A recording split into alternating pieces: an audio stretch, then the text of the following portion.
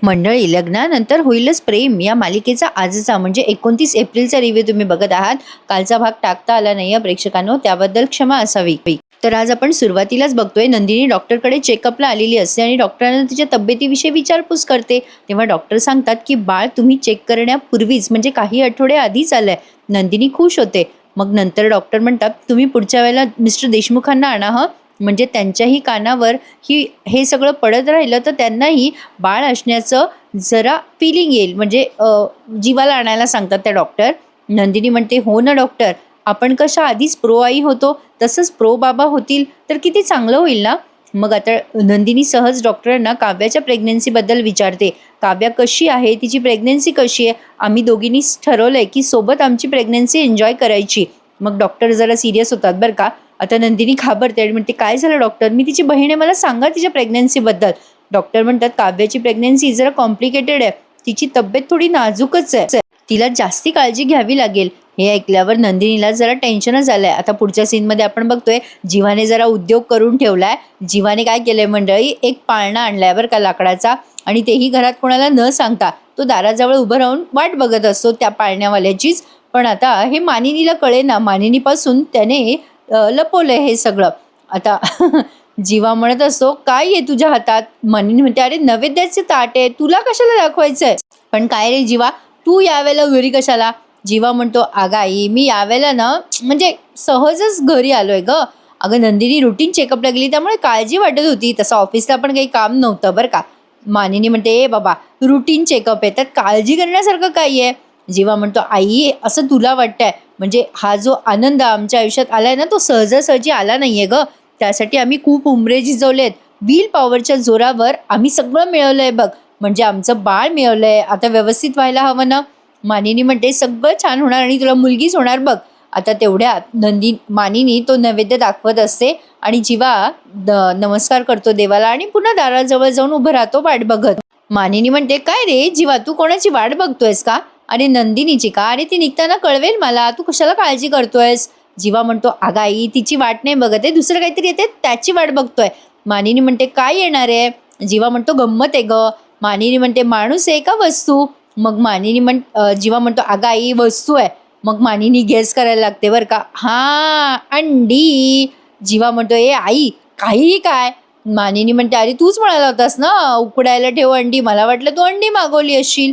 जीवा म्हणतो नाही ग दुसरं काहीतरी आहे. मानिनी म्हणते मग हिंट आहे ना काहीतरी. जीवा म्हणतो बरं ओके, अगं हे जे काही येतंय ना ते मी लहान असताना तू स्वतःच्या हाताने माझ्यासाठी बनवलं होतं. मानिनी म्हणते अरे बाप रे, तुझ्या लहानपणी. अरे मी किती काय काय केलं होतं रे तुझ्या लहानपणी, पण तुम्ही पोरं काही किंमत ठेवत नाही आईची मोठेपणी. जीवा म्हणतोय आई काय तुझी अशी फ्रस्ट्रेटेड आईची कॅसेट नको वाजवू ग, तू शोषिक आई असं नको दाखवू, नको जाऊ दे ना बघ ना आल्यावर काय येते. मानिनी म्हणते सांग ना रे, सांग ना काय आहे नेमकं, सांग ना मला. मग लगेच जीवा म्हणतो इमोशनल करते तू, बरं सांगतो. ही जी वस्तू आहे ना आई ती लाकडाची आहे आणि खूप अशी वापरण्यासारखी आहे. मानिनी म्हणते लाकडाची आहे म्हणजे लाकडाचा सोफा.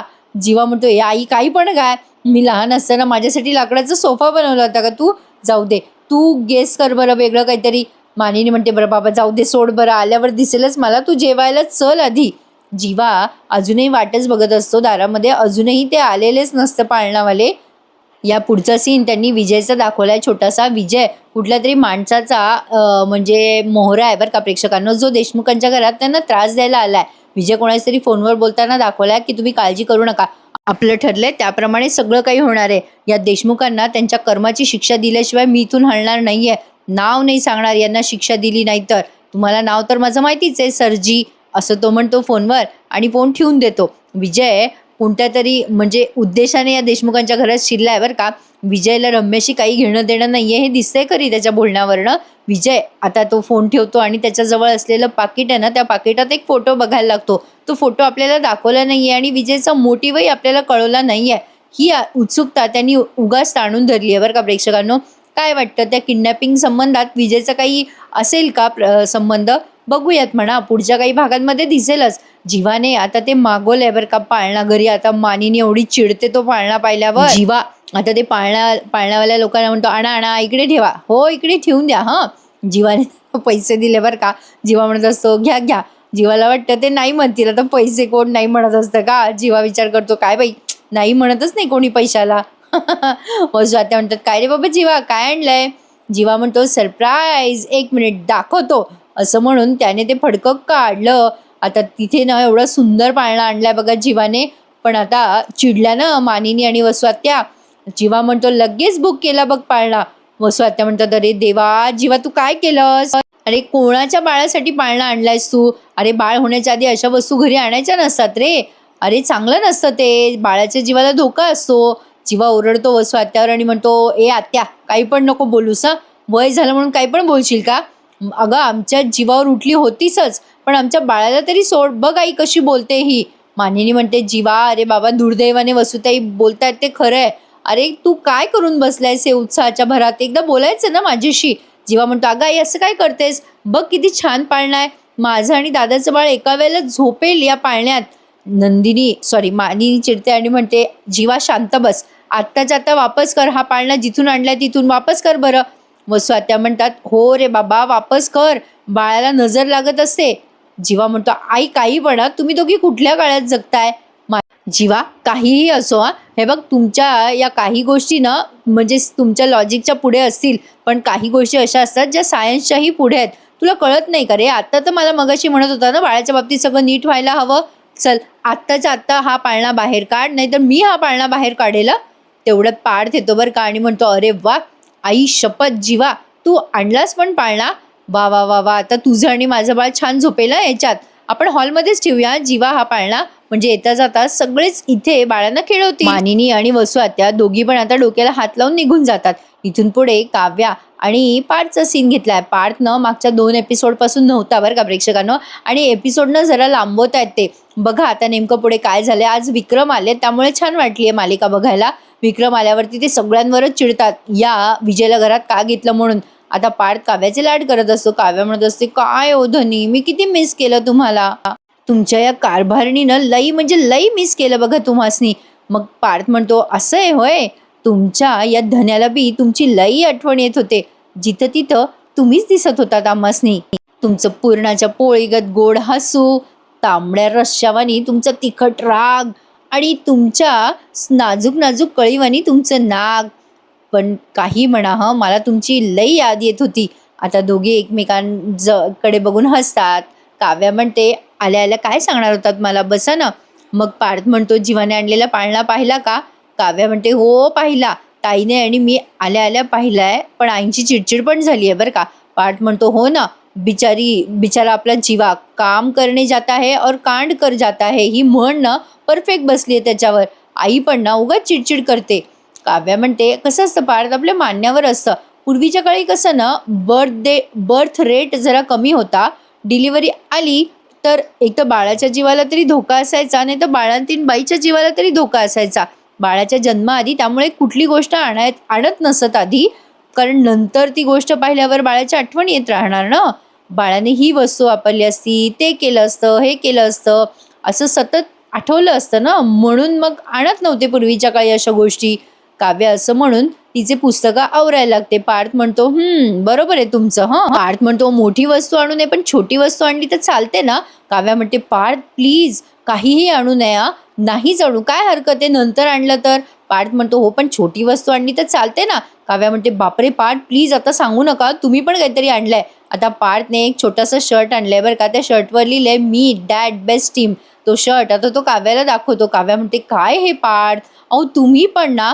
पार्थ म्हणतो, "काव्या, आज मी जरा एका शॉपमध्ये गेलो होतो, त्याच्या बाजूलाच कपड्याचं दुकान होतं.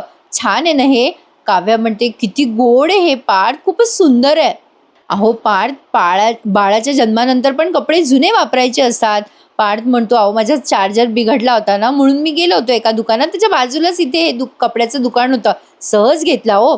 टी शर्ट पाहिल्या पाहिल्या मला असं वाटलं आपलं बाळ माझ्या हातातच आहे. म्हणजे बघा ना, मी असा पडलेलो आहे आणि बाळ माझ्या असं मांडीवर आहे, मी बाळाला घेऊन बसलोय, आणि बघितलं तर काय, खूपच छान वाटतंय हं हे टी शर्ट बघून."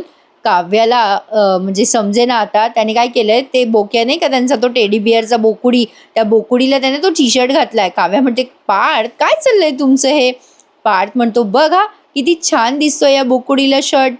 आता त्याने ते शर्ट घालताना पण कॉमेंट्री केली आहे. काय ना प्रेक्षकांनो, नवीन-नवीन लग्न झालंय, नवीन-नवीन डिलिव्हरी आहे. त्यामुळे हे एक्सायटेड आहेत बाळासाठी. त्यांची ही उत्सुकता आपल्याला छान दाखवली आहे त्यांनी पडद्यावर. काव्या म्हणत असते, "काय केलंय तुम्ही हे?" पार्थ म्हणतो, "बघा सॉक्स पण आहेत बरं का बाळाचे." त्याने सॉक्स वगैरे सगळं सेटच आणलाय बरं का. आता काव्या म्हणते, "अहो काय चाललंय तुमचं पार्थ?" पार्थ म्हणतो, "काव्या छान दिसतंय ना हे, चालेल ना तुम्हाला?" काव्या म्हणते, "मला सगळं चालतं, पण आईंनी पाहिलं ना तर सगळा राग निघेल तुमच्यावर." पार्थ म्हणतो, "हो ना." पार्थ बिचारा आपला जीवा म्हणजे आईचं झालं, आता नंदिनीचाही ओरडा खात असेल आणि एक्झॅक्टली तेच होतं. इकडे नंदिनी पण जीवाला खूप चिडते बरं का आणि म्हणते, "काय हे जीवा, पण पाळणा खूपच सुंदर आहे हां, खूपच सुरेख आहे." "जीवा, खूपच सुरेख आणलाय तुम्ही पाळणा." जीवा म्हणतो, "हो ना, हो ना. माझी म्हातारी उगाच ओरडत होती माझ्यावर." नंदिनी म्हणते, "अहो पण तुम्ही का आणलात पाळणा? एवढी काय घाई होती पाळणा आणायची?" जीवा म्हणतो, "ए काय तू हे? अगं तू डबल ढोलकी आहेस हं नंदिनी, दोन्हीकडनं वाजतेस. आत्ता तर म्हणालीस छान आहे पाळणा. ए तू आईसारखं करू नकोस हां, माझी शाळा नको घेऊस. मी देऊन टाकेल ना पाळणा." नंदिनी म्हणते, "द्या, हा पाळणा परत नेऊन द्या." "जीवा तुम्हाला कळत नाहीये का? हो तुम्हाला माहिती नाहीये आई आणि मी तुम्हाला का ओरडतोय ते." असं म्हणतात गरोदरपणात 3 महिन्यामध्ये बाळाच्या बाबतीत काहीतरी गुंतागुंत होऊ शकते आणि दुर्दैवाने जर काही अघटित घडलं ना जीवा आणि बाळाच्या वस्तू घरात आहेत बघून आई-वडिलांना त्रास होतो. तुम्हाला कळत नाही हो. पहिल्या 3 महिन्यात अशी खरेदी करू नये. जीवा म्हणतो, "असं असतं? ए अगं पण आपण कशाला असा विचार करायचा? असं काही होणार नाहीये आपल्या आयुष्यात. तुझ्या बाबतीत तर नाहीच नाही. आपण तुझी काळजी घेणार आहोत. तुझ्या बाबतीत असं होणं शक्यच नाहीये. जाऊ दे, सोड बरं." नंदिनी म्हणते, "अहो जीवा, टेन्शन घेण्यासारखं काही नाहीये, पण मी तुम्हाला फक्त सांगते पाळणा आणला ठीक आहे, पण आता दुसरी वस्तू आणू नका हां. नाही माझं ऐकत असाल तर प्लीज दुकानदाराला सांगा पाळणा घेऊन जायला." जीवा म्हणत असतो, "अरे यार." नंदिनी म्हणते, "तुमचं पण ना, तुमचं ना असं झालंय, उतावळेले बाबा आणि गुडघ्याला बाशिंग. जरा उत्साह कमी करा माझ्या लेकीचे बाबा. अहो आपली लेक यायला वेळ आहे जरा. नाही ती आल्यावर आपण पाळणा आणूयात हां." जीवा म्हणतो, "अगं पाळणा रिकामा नाही राहणार, तू बघ मी काय करतो ते." मग नंदिनी म्हणते, "काय करणार आहात तुम्ही?" जीवा म्हणतो, "बघ कळेल तुला उद्या मी काय करतोय ते." "कळेल गं." नंदिनी आता त्या पाळण्याला न्याहाळत असते. पाळणा खरंच खूपच सुंदर आहे हां प्रेक्षकांनो. खूपच छान आहे तो पाळणा. असे लाकडी पाळणे पूर्वीच्या काळी खूप वापरायचे. आजकाल जागेची अडचण असल्यामुळे लोकं असे पाळणे वापरत नाहीत. आजकाल ते लोखंडाचे, स्टीलचे असे झोळण्या आल्यात बघा. पण असे पाळणे ना खरंच खूप छान वाटतात. बाळ पण अगदी अलगदपणे शांततेत यात झोपतं. जास्ती दिवस हे पाळणे चालत नाही म्हणा, पण बाळ 4-5 वर्षापर्यंत होईस्तोवर हे पाळणे वापरले तर चालतात. मस्त. तुमच्याकडे पण असा लाकडी पाळणा होता का किंवा आहे का? मला कमेंटमध्ये नक्की सांगा आणि त्याची कुठली आठवण असेल तर ती नक्की शेअर करा. हो, मला आवडेल वाचायला आणि ऐकायला. चला तर मग पुढचा बघूयात आता हा भाग. विक्रम आलेत बरं का आता. बघा विक्रमची एंट्री कशी होते. स्वात्याने आणि या विजयने न विचारता विक्रमचा तो बुद्धिबळाचा सेट घेतला आणि बुद्धिबळ खेळत असतात. मग वस्वात्या हरत आल्यात. वस्वात्या विजयला म्हणतात, "काय तुम्ही पण विजयराव, मला हरवायचा बेतच ठरवला वाटतं." विजय म्हणतात, "तुम्ही हरल्या काय, मी जिंकलो काय, अहो आपली एकच टीम आहे ना." लगेच वसवात्याला या आशाने ज्यूस आणलंय कलिंगडाचं. कलिंगडाचं ज्यूस काय प्यावं वाटतं बरं प्रेक्षकांनो, म्हणजे डायरेक्ट ती फोडच खायची ना ज्यूस पिण्यापेक्षा, काहीतरी त्याच्यात लगली चावायचं काम असतं. असो. वसवात्या म्हणतात, "काय गं आशा, केव्हाची वाट बघतायत विजयराव, किती वेळ लावलास तू ते कलिंगडाचं ज्यूस करायला?" आशा म्हणते, "काय झालं, ते कलिंगड मी कापायला घेतलं तर ते सडकं निघालं जरा." विजयनी एक घोट पिलेला असतो बरं का. आशा म्हणते, "सडका भाग बाजूला केला आणि उरलेल्या चांगल्या भागाचं कलिंगडाचं ज्यूस केलं. नाही विजयरावांना आवडेल ना." लगेच विजय म्हणतो, "हा सडलेल्या कलिंगडाचा ज्यूस आहे?" आशा म्हणते, "तसं नाही हो, पण." आता लगेच वसवात्या म्हणतात, "लाज वाटते का गं तुला? घरच्या जावायला असं वागवतात? एक दिल ना तुझ्या कानाखाली." आशा म्हणते, "अहो मानिनीताईंनीच सांगितलं मला कलिंगड फेकू नको. चांगल्या भागाचं वसुताई आणि विजयरावांना ज्यूस बनवून दे म्हणून." लगेच वसवात्या म्हणतात, "अच्छा मानिनीची फूस आहे वाटतं तुला." तेवढ्यात दरवाजा वाजलाय बरं का. वसवात्या म्हणतात, "बघते काय तोंडाकडे, जा दार उघड." दार उघडल्या उघडल्या विक्रम आलेत बरं का. विक्रम आल्या म्हणतात, "काय गं आशा, सगळे घरी आहेत ना? जीवा नंदिनीची गुड न्यूज ऐकली आणि लगेच आलो बघ." आशा म्हणते, "अरे वा." आता ते विक्रम म्हणतात, "जा माझी बॅग आत नेऊन ठेव हां." आता आल्या आल्या विक्रमचं डोकं सरकतं, कारण विजय आणि वसवात्या त्यांच्या आणि मानिनीच्या बुद्धिबळाच्या सेटला हात लावलेला असतो आणि ते खेळत असतात ना. बघा आता छान सीन घेतला इथून पुढे. इथून पुढे छान दाखवली आहे त्यांनी मालिका. विजय असं म्हणतात बरं का ते लगेच. विजय म्हणतो, "अरे वाह! How are you? कसे आहात ओल्ड मॅन?" असं म्हणतो बरं का तो. मग विक्रम म्हणतात, "मी बरा आहे, पण तू इथे कसं काय?" विजय म्हणतो, "ओल्ड मॅन लाइक अ वाईन" असं काहीतरी तो इंग्लिश म्हण वापरतो बरं का. त्यावर विक्रम म्हणतात, "अरे वाईन उन्हाळ्यामध्ये बाधते बरं का, लक्षात ठेव."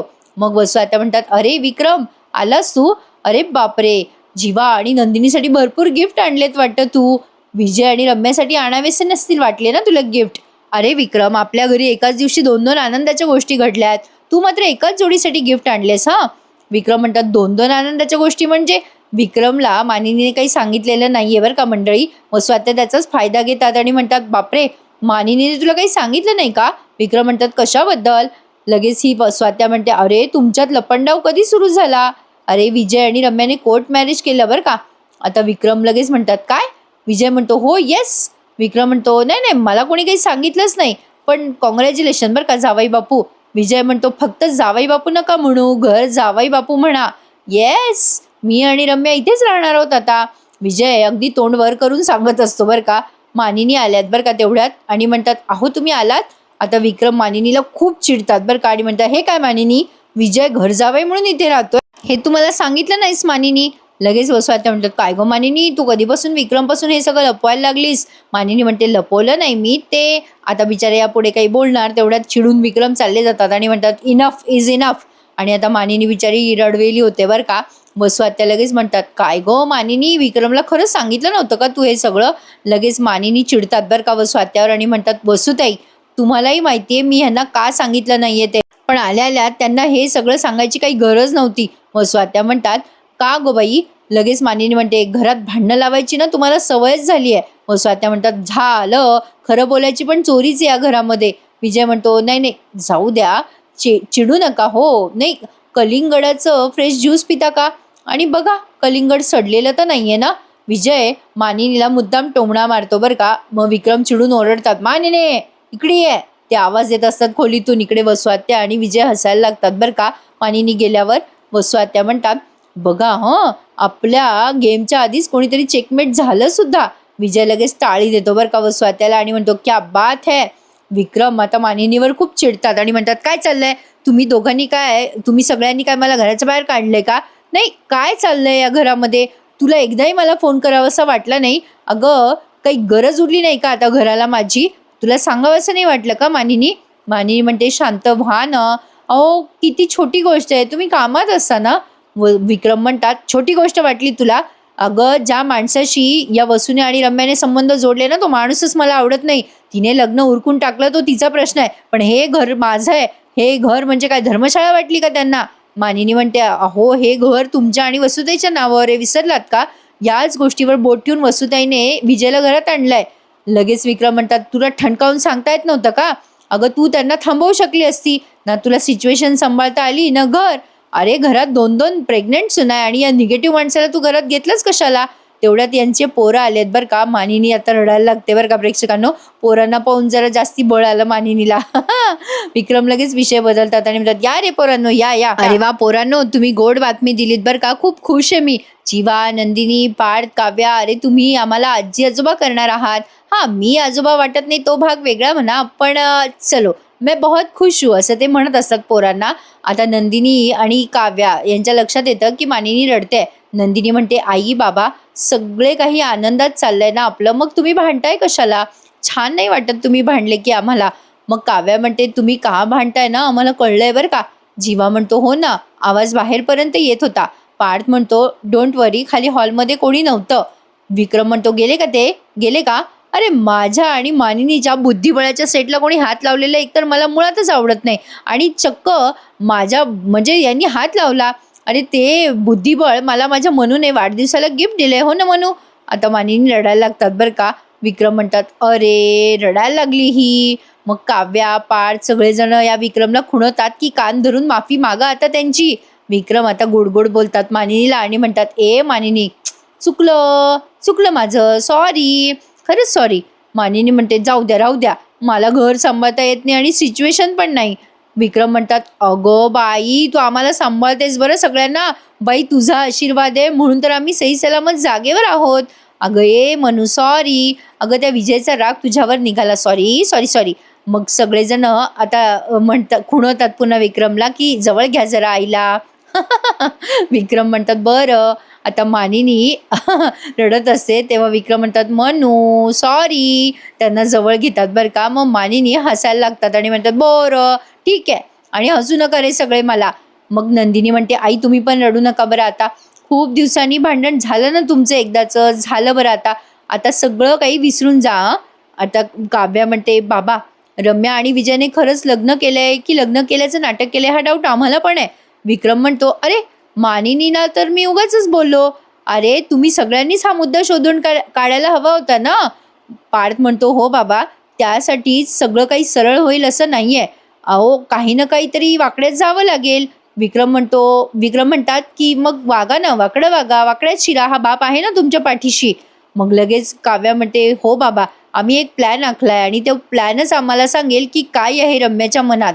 आणि नंदिनी म्हणते, "हो, विजयच्याही मनात काय आहे ते कळेलच." विक्रम, मानिनी सगळेजण आता एकमेकांच्या हातात हात देतात. जीवा, नंदिनी, पार्थ, काव्या आणि मग हे विक्रम म्हणतात, "देशमुखाच्या नावानं."